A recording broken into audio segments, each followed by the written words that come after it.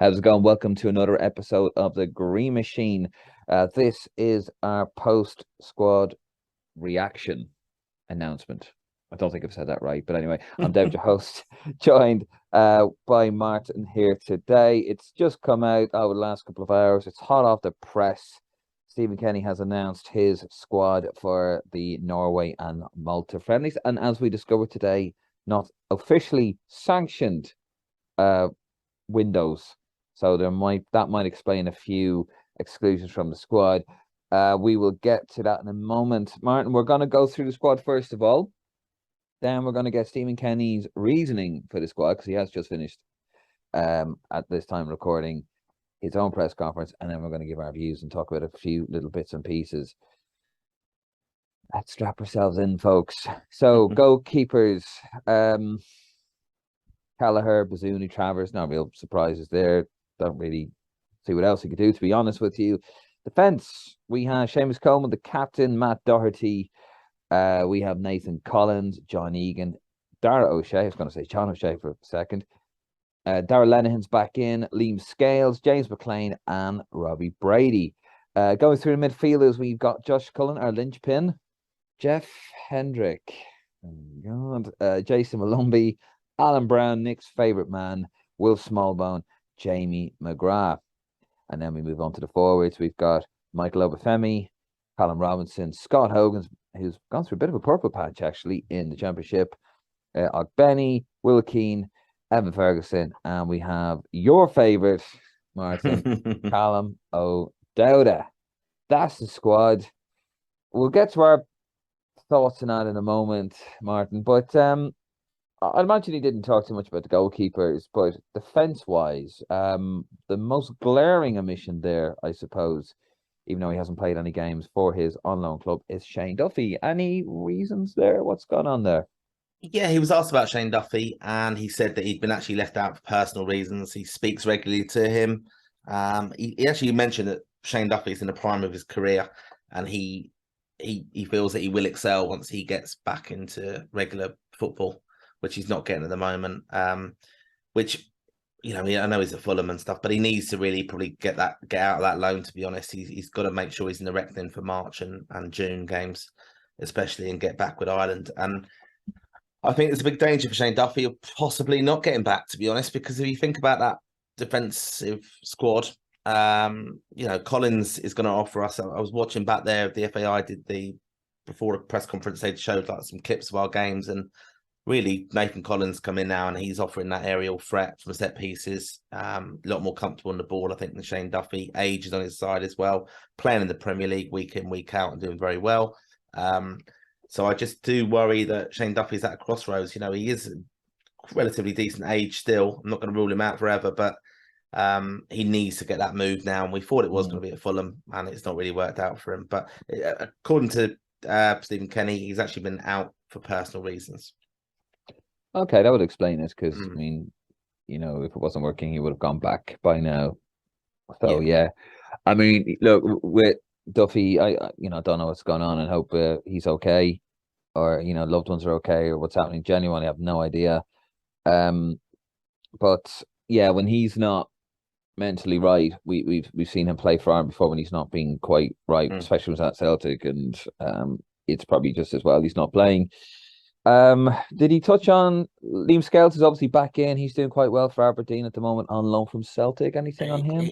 He didn't in the open press conference. No, he didn't mention that. So okay. Liam Scales, but we were kind of speculating ourselves though, weren't we? He's playing for Aberdeen. It's not the highest level ever. No Manning. He's a player that I think we do like. No Manning at all. And this is a thing I've seen as well mentioned on Twitter. People saying like he must have really fallen down the reckoning that he can't get in. We don't know yet who is actually on the standby list officially. That's not really been released yet. But you'd expect out of the defenders so far, I wouldn't expect anyone to be kind of pulling out of that. I mean, I know he's classed McLean and Brady as defenders in this squad, the way the FAI have written it up in their lovely graphic. Not as quite as good as your graphics, Dave. But no, they've it kind of picks itself now, doesn't it? I think the back defense and even McLean and Brady, when they're being talked about as defenders, I don't expect them to kind of be playing in that position. Another one, even Ender Stevens is missing, isn't he? But I know he's only just really come back, so he could Yeah. be one that you could think about. Okay, let's move on to the midfielders. Uh, I'm a bit disappointed with this one. I wrote an article, brilliant article, Martin. Um, well, I'll leave my opinion on it till the end. I don't want to jump the gun, but anyway. So obviously he's gone with Cullen, Hendrick. He's persevered. Malumbi Brown, Smallbone McGrath. Any reason why maybe Kilkenny's not in there? Why there's Smolix isn't in there? I know No, Nick didn't wasn't happy. mention. He's not mentioned any of them. He didn't mention. He didn't. He said Joe Hodge is obviously doing very well. He was asked about him. Um, he's very talented, is what he said. He thinks he's going to be an important player to come. They're going to obviously monitor him. They think he's going to be very important for the under-21s. Connor Coventry the same. They do hold that kind of position. The holding midfielder is where I think he feels that we've got a bit of strength and depth. But it's a bit of a strange one that he hasn't called that in. Any of those guys in. McGrath. Yeah, I'm not enamored really with the. Yeah, Jamie McGrath. I think is that a reward for perhaps settling down? He scored last night as well. That could be a bit of one there. Jeff Hendrick. He was asked about him, and he gave the usual. To be honest, that Jeff's never let us down. Very, very professional. Looks after himself. Plays every minute for Reading. He's played different roles as well. I think he likes the fact that he offers something when he plays in the two in there, that he's a bit more creative. But a lot of people now with this squad, I suppose the overbearing thing with the squad, people think this is an opportunity to kind of experiment, and it is to some extent, but that March window is going to come around very quick, and we have to be ready for France. That's why he said he wanted to play Norway, which I don't think he really got a choice in that, to be honest. And it's going to obviously draw a bit of interest with Haaland declaring himself available for Norway. Whether he does play or not, we obviously to be determined, but it should obviously put a few numbers on the crowd, the gate anyway. But he really is preparing for this in mind, and I think he wanted to kind of get the balance of the squad right between consistent of who he's got and not be too experimental. So that's a shame, though, for the likes of Hodge and Coventry, that they have not really got the opportunity to perhaps come in. I mean, I expect maybe you might get a few withdrawals from the squad, and it could have, they could be on standby very much. All right. Well, he did come on and say he's missing. He did say he was missing Horahan and Knight, are an interesting one. They've not been released by Derby because they've got a game, and they don't have to be released. And they were saying, Gavin Cooney, friend of the podcast, he asked them were they annoyed at that. He kind of gave the stock answer that they love playing for Ireland. The one's probably towards the end of his career in Conor Horahan, the other very young in his early days in his career, Jason Knight, and a very important player for us. But they're getting the balance right between, they're obviously playing for their clubs, but it's not a fully sanctioned window, as we said, and that's why they've not really been able to get released. Fair enough. And the forwards, obviously Parrott's injured. He injured himself scoring or celebrating. But there's no real massive surprises there, is there? Obviously, Ida's still out injured. I'm about Metelli, actually. Is he injured? I know he's a defender, by the way. Oh yeah, he must. I think he is. Yeah, he is out. Yeah, he's not fully back yet. Because there was a couple. The forwards. This is the interesting part of the squad. Basically, he went into a lot of detail about this, just to kind of talk about the fact he's brought in an extra forward. So that is Evan Ferguson. Spoke about him. Expects Parrott. Name drop Ida. That going to come back stronger from their injuries. Mentioned Aaron Conley, the disappointment basically that he's not had enough of. He's not got games in Italy. It's not worked out at the moment. Wasn't very scathing of him, but he just said that's the situation. He also, though, said Evan Ferguson, what they're doing with him, they are fast tracking him. Very early promotion. That's why they picked him as an extra forward. Will Keane is a doubt. He's due to have a scan. I think the way he spoke about Will Keane is that Will Keane will be coming out of the squad. He's not 100% right. He's a big doubt. But he did speak about Evan Ferguson, and he just said, quite glowingly, really, he said it's an opportunity to have a look at him. He expects him perhaps to go on loan in January. And if he gets that move and starts scoring lots of goals there, then he definitely comes into the reckoning in March. And that's probably the bravest move of this, that he's fast-tracked him. He's an exceptional player, he said. He offers different attributes to many of the strikers. He is very young, but it's an opportunity for him. And he kind of kept coming back to Evan Ferguson, just that he is a fantastic prospect. And the fact that he scores different types of goals. He's a aerial threat as well. It was all very positive for him. And the way he kind of spoke was, I would expect him to, perhaps if he has a good early settling into the camp here, I could expect him to actually make his debut in Malta, the way he spoke. Right. Well, that's what Stephen Kenny said. Let's get on to what we think and what Nick from his sick bed is saying. I know he was quite scathing of it. From what I've seen of the remarks, not a lot of people are happy with this squad, Martin.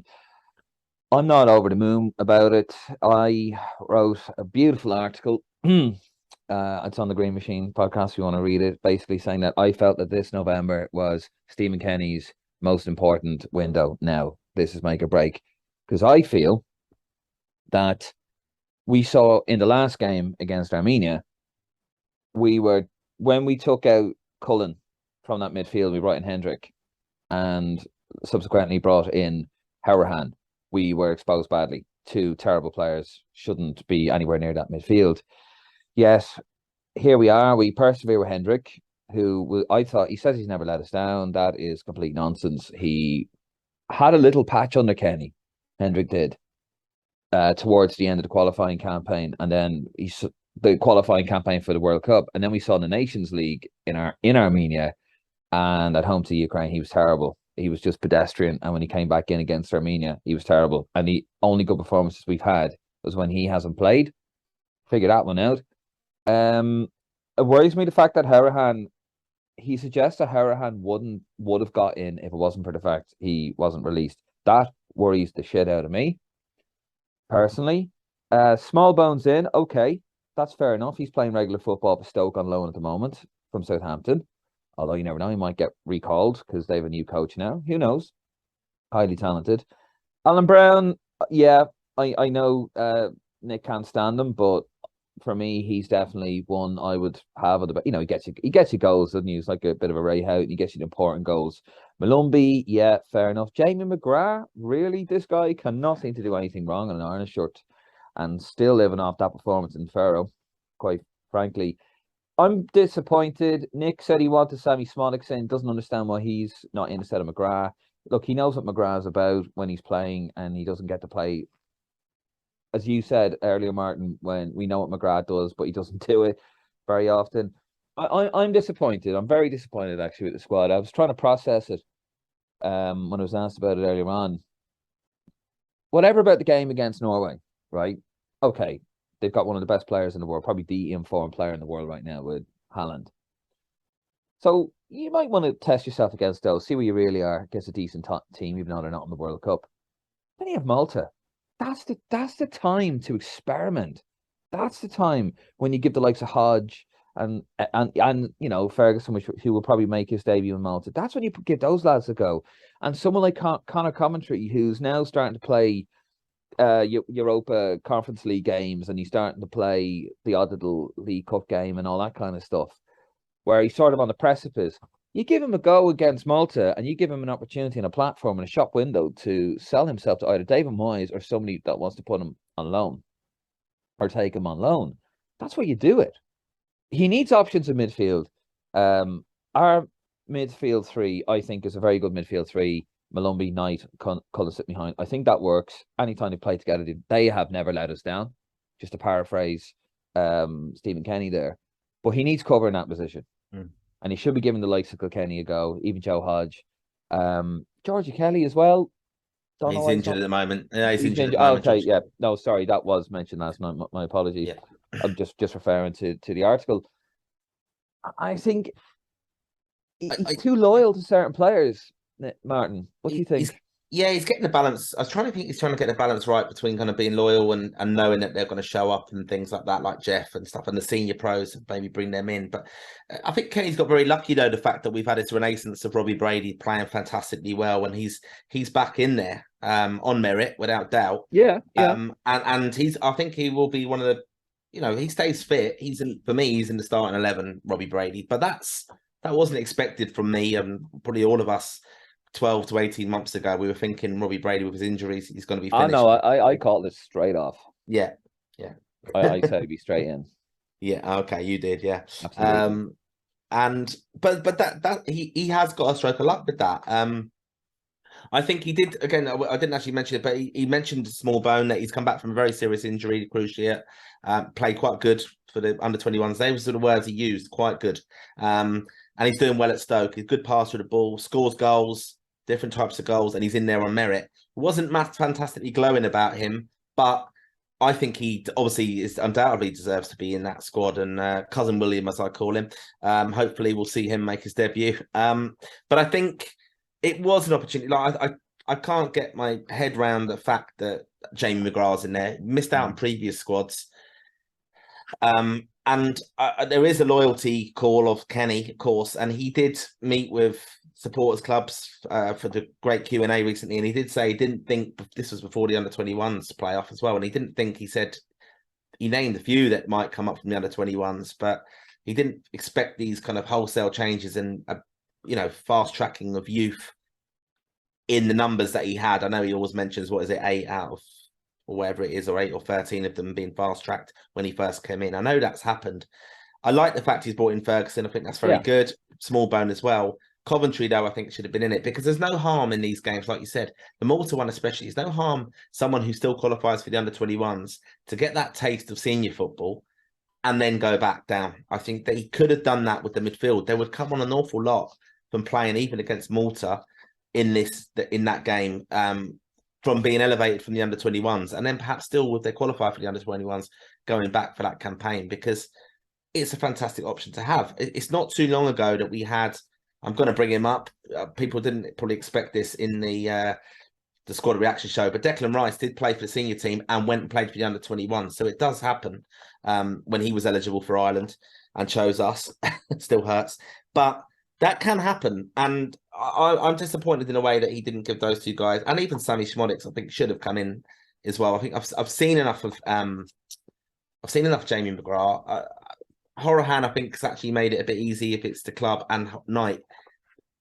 Like you said there, it's a bit worrying that he's given the excuse of personal reasons. Okay, we don't know the Duffy situation, but the other one, the FA Cup ones, or wherever it is, with Derby not releasing, it probably has made it very simple then if he's given that as the reasons why those guys aren't in the squad. I don't actually think that's 100% genuine, because I was wanting him to make wholesale changes and experiment. And if he's saying, well, the reason I haven't picked those two is because Derby wouldn't release them, that kind of shows that his hands were tied that he made that decision, and he wouldn't have fast-tracked people. Like, that's what worries me here, Martin. And it's like, I don't like it. It should be, obviously, Conor Hourihane shouldn't be anywhere near the Ireland squad at all. He showed it in the last game. He can't play at this level, even against Armenia. The blind pass to Hendrick, who was actually slipped in between two Armenian players. I was just watching it there again, actually. Just so poor. That's the sort of stuff you want to get out of the squad. What, okay, let's say Jeff Hendrick is still let's say we all love him, right? And, we think he's a grand player or whatever. What are we going to learn from him being in that midfield? What are we going to learn from him? Yeah. Nothing. We know what he gives, right? We know what he brings to the team. Now's the time to be bold. He should have gone. He needs cover in midfield, Martin. The game against Scotland, phenomenal game. Look, it was one of those. If we hadn't lost the game to Armenia and we hadn't lost the game at home to Ukraine, in the Nations League, and we lost that one to Scotland, we gone, do you know what? It was one of those games. Scotland are a top side, evidently so. Now they're in the top tier of the Nations League. You go, it's one of those. You know what I mean? It's one of those. Go either way. It's a great game. You sort of enjoy it, but because we lost at home to, we lost away to Armenia, we lost at home to Ukraine in poor fashion. It's like, oh, I don't know about that. Then you fast forward to the game a few days later against Armenia, and it was so bad because there was no energy in the team. Yeah. Kenny's style of football, you have to, the modern style of football, you have to win the ball quickly. You have to release the ball quickly. It's all about pass and move, something that Liverpool did in the 70s and 80s. But it's all about that. It's not about, put my foot in the ball now. Who's there? No, you can't do that anymore. And that's what these guys bring. That's the thing. I think that's what we saw with Horahan. I mean, I watched the highlights there again. It just showed the Armenia game, and when they got back Yeah, to 2-2, they actually had a chance to win it before we went up the other end and got the yeah, penalty. So very lucky. we were very, very lucky. And I think the more I think about that and actually remember that, I'm thinking, Horahan should have really, for that performance and coming in and doing what happened there, he doesn't offer anything for me. I Nope. think he's one who could definitely been out of it. And I'm surprised at Jamie McGrath as well being in there, to be honest, when there's other players who've been speculated about that could have come in for the experience. And, you know, uh, we know what those players offer. I can understand Jeff Hendrick in a sense of he's a good pro. You know what you're going to get, and you can put someone in who's very inexperienced with him, and he can kind of talk him through the game. But we have got Josh Cullen as well in there. He's very experienced, playing I week in, week out. Josh He's Cullen's the the one who boy can for do me. that now. Yeah, well, Yeah, we it's know that. not Hendrick, it's Cullen. Cullen's nice in the ball. For me, my criticism is he doesn't release the ball quick enough. Maybe that's why maybe he'll get better in the championship because he has to do that. But yeah, I think the likes of Hendrick now and Harahan, they need to be pushed out. But we'll wrap it up. I would like to see that, David, just on the goalkeepers, because we haven't even spoke about them. I think Travers has had an awful time with Bournemouth. Yeah. Come back in now, conceded another few goals. Bazunu's not been in amazingly fantastic form for Southampton. They've struggled, obviously got rid of their manager.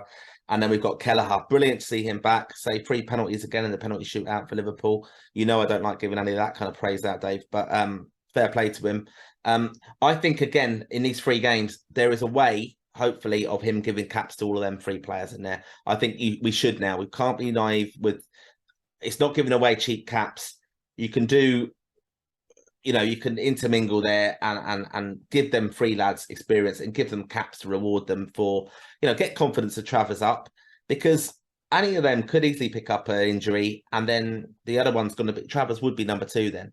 And I think then that's what we need to be ready for. And I think it would be right to kind of give them experience and give them confidence working within this back 4 or 5, whatever way he's going to do it. But yeah, look, I think the kind of general feedback on the squad is that people are a bit thinking he was going to be a bit more experimental, a bit annoyed at that, and seeing the likes of Jeff Hendrick still in there. And then obviously probably many of them will see Horahan and they'll just see the headline that Horahan's not in their squad. But when you actually get the reasoning, it doesn't fill me with a lot of confidence. No, it doesn't. He has every right to swing the axe on a couple of players there, and then Harahan's one of them. Hendrick should be the other, and quite frankly, Harahan is only in there because of Derby are being difficult over something. Yeah, and that worries me. That really, really worries me. Look, sometimes the best decisions are made through like players are discovered. Yeah, you look at McCarthy when he played against Sweden when I think it was Whelan was out injured, or I think it was Paul Green was out injured, and Casillas came on, didn't he? yeah. As It can happen. it can happen, and you can through that you can discover someone else. But I think he should be a bit more hands on with this. He should be swinging the axe a lot more, Kenny, and not using these excuses. These guys are passe and past their prime, and quite frankly, I think it's going to cost us. We'll finish it up on this. I think it's going to cost us. He needs cover in midfield. I think our starting 11 is okay, is good. But when you have a win, because the style of football he wants to play is full on, it's physical. There's going to be suspensions. We saw it against Scotland. It's a physical game. Of course, there's going to be yellow cards, especially midfield. You need cover there because you need legs and injuries. All this, you need energy levels, legs, injuries, suspensions, all this sort of stuff. And he needs cover, and he needs the style of play we play in midfield. There's nothing wrong with that. He just needs more players doing it, not these guys that are very expensive pieces of luggage. Right. We'll move on from one bit of bad news to another bit of bad news. Castore looks like they're going to take over the Ireland shirt manufacturing deal, sponsorship deal. Jesus Christ. Seems the FAI haven't listened to anybody. If you look at any of the pages, we're all after Adidas. We're thinking Adidas, get the old logo back for a range of for a retro range, Italian 90 shell suits, Euro 88, Italian 90 jerseys, opal, without opal, all these, right? This huge list of possibilities, Martin. And now we're going with Castore. We put it up on Lansdowne Road, and the backlash against it. I mean, Will I read out some? Will I read out some of the comments?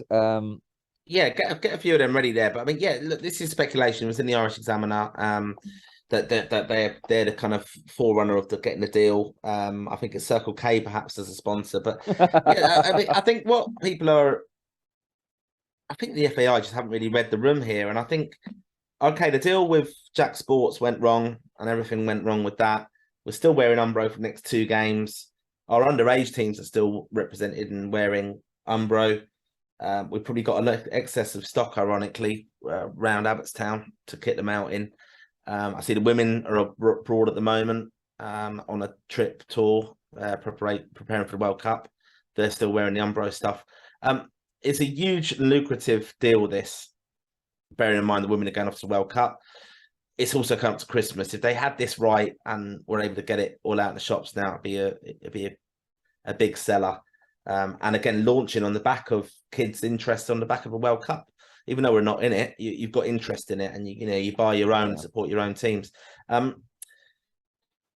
So yeah, but I think they've got to read the room. Like most people, I know they've got massive fan bases, Newcastle and Rangers respectively, but their kit's provided by Castore, and the feedback is just it doesn't last 5 minutes. I've seen some horrific kind of printing errors on it, and names and stuff, and it's just all peeling off. Now, I know the kits aren't fantastically resilient as they used to be, but we should be looking at a really, really strong deal here. And especially going into a World Cup, our first World Cup for many, many years with the women, we want to have them looking at their best and in a decent kit, because people always remember the World Cup kits. Absolutely. I mean, let's have a look at some of the comments here on Lansdowne Road. Aidan Cullen, why not O'Neill's? The range of jerseys have really improved over the years. I'm sure they could come up with a much better shirt, Irish brand for an Irish team.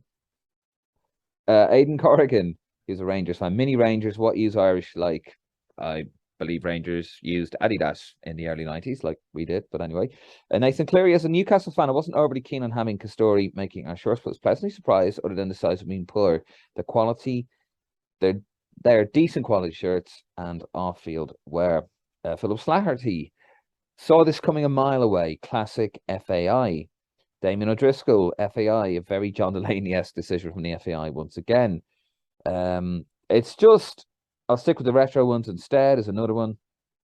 Will Curry look up how much problems there are with the production quality, as you just said? Their jerseys with crests and logos, etc., falling off. Cheap shite. Their stuff was on sale in Lifestyles in the summer for crazy prices, and it was on reduced in a couple of weeks. There's a lot of stuff. There's also somebody saying Dean Holmes. Don't listen to Dean Holmes. He says we should be commenting on the FAI instead. To tell no, keep it on Anson Road, lads. Come on. They watch us. Not in a bad way, by the way. Joke of an outfit, and so is Castore from Barry Duck Rogers. It's very negative. It looks shit. I'm not a fan of it. And then of course there was a picture that we saw doing the rounds. It could be leaked. It could be just somebody. I think that the bit more context on that, the kind of leaked picture was, I think obviously many of these, if they're bidding for the manufacturer deal, basically, they're going to be putting some products and solution options, what it is. And perhaps that was I wasn't enamored myself with the shirts as a big collector of the real genuine McCoy ones. But yeah, I think it's just going to be a missed opportunity if we just go. We don't need to. I don't really think we need to kind of rush on it. I think we should be a really attractive deal at the moment with a team going to the World Cup and the fan base we have in Ireland, a huge fan base. Now I know I probably would be kind of a fan who would buy the shirts anyway. A lot of people don't now. The retro market always does very, very well, and that seems to be the thing. And I think that's what the FAI, perhaps I'm misreading the kind of the marketing on this, is that it's not a most attractive deal because maybe our fan base doesn't buy. They prefer the retro stuff rather than the new shirt all the time. Whereas I'm probably still feeling like a teenager and I want to get the new shirt. Well, here's the thing, right? I mean, I'm not totally in on the whole how this works, but I would imagine for them to make a deal, the FAI would have to have a dossier of sales figures and this kind of stuff, and I would imagine, stuff that should be readily available. And I would imagine the sales for Irish shorts aren't great. And that is probably down to the last deal. In my opinion, that is down to the last deal. You can't buy them at the stadium. You can't buy them in the airport. You can only buy them in Elvery's. You couldn't buy them in England for 2 years, which is really stupid. In my opinion, that's a poor deal. There's more Irish people in the UK there is in the entire island of Ireland. Probably more Irish people in London than there is in the island of Ireland, and it's just really poorly managed. So maybe that's put the FAI on. I'm trying to play devil's advocate here. Maybe that's put them on the back burner. Maybe Castore have come in with a really stupid offer because they are trying to break into the. I don't think they have an international team. I think we would be the first one. So they're probably going in with loads of money just to branch out a little bit. So it could be a really good financial deal. But this is something the FAI need to be transparent on, Martin. They need to come out and say, look, this is why we took it. Here's the money on offer, and this is what it's going to go into. And then people will go, okay, I understand. Yeah. There needs to be a culture with Irish football to get people to buy into it, to give people confidence to turn around and say, look, lads, buy the shirt, make us the money. This is what it goes on. And people go, do you know what? I'm gonna, like a little co-op or a big co-op. That's what Irish football should be. But it's just time and time again. It's just failed, hasn't it? There's just not that trust. Yeah.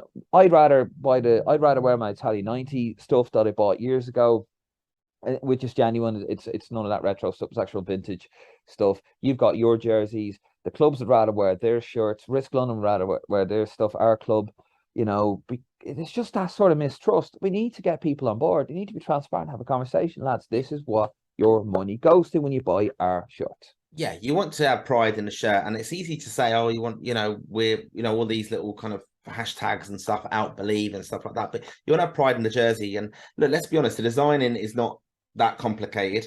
We've had some brilliant classic shirts recently. I mean, the white one recently was basically the 1990 copy. The orange one was inspired by the orange one in 97.